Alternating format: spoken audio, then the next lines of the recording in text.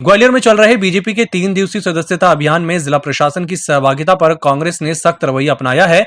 आज कांग्रेस प्रदेश प्रवक्ता के मिश्रा की अगुवाई में पड़ाव थाने में डीएम और एसपी के खिलाफ कोरोना गाइडलाइन का उल्लंघन करने का मामला पंजीबद्ध करने की मांग की गई है और उपचुनाव से पहले इन अधिकारियों के ट्रांसफर की भी मांग की गई है।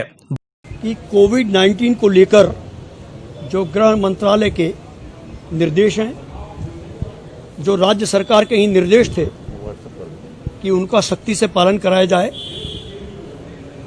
उन निर्णयों के विपरीत गृह मंत्रालय और राज्य शासन के सख्त आदेशों के विपरीत ग्वालियर के जिला प्रशासन ने भारतीय जनता पार्टी के मेंबर बनकर जो 3 दिन तक सदस्यता अभियान के सहभागी बने हैं, उनके विरुद्ध एफआईआर की जाए। क्योंकि गृह मंत्रालय के निर्देश के अनुरूप ही जिला कलेक्टर ग्वालियर ने एक आदेश निकाला था और आदेश के बिंदु क्रमांक 6 में स्पष्टता लिखा हुआ है कि सामाजिक, राजनैतिक, खेलकूद, मनोरंजन, एकेडमिक, सांस्कृतिक, धार्मिक कार्यक्रम व अन्य बड़े सम्मेलन पूर्णतः प्रतिबंधित रहेंगे। और गृह मंत्रालय के निर्देश में उल्लेख है कि उन निर्देशों की अवहेलना करने पर जिला प्रशासन के प्रमुख ही जिम्मेवार होंगे और उनके लिए यदि वो पालन नहीं हुआ तो 2 साल की सजा का प्रावधान है। तो ये सीधी तौर पर कलेक्टर ग्वालियर और एसपी ग्वालियर ने उन निर्देशों की सरेआम सरकार के दबाव में और अपने पदों पर बने रहने के लिए धज्जियां उड़ाई हैं। यह एक बहुत बड़ा अपराध है।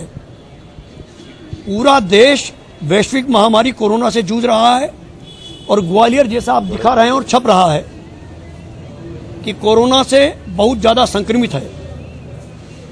हजारों की संख्या में भाजपा के लोग प्रशासन द्वारा बनाए गए पंडाल में बैठकर कोरोना का संक्रमण फैलाते रहे।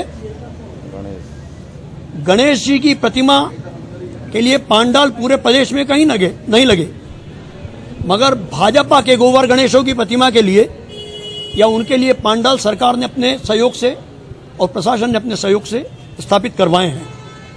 और चूंकि 3 दिन पहले ही भारत सरकार के निर्वाचन आयोग ने भी चुनावों को लेकर गाइडलाइन सार्वजनिक कर दी है और उस गाइडलाइन का उल्लंघन सरेआम कलेक्टर और एसपी ने किया है।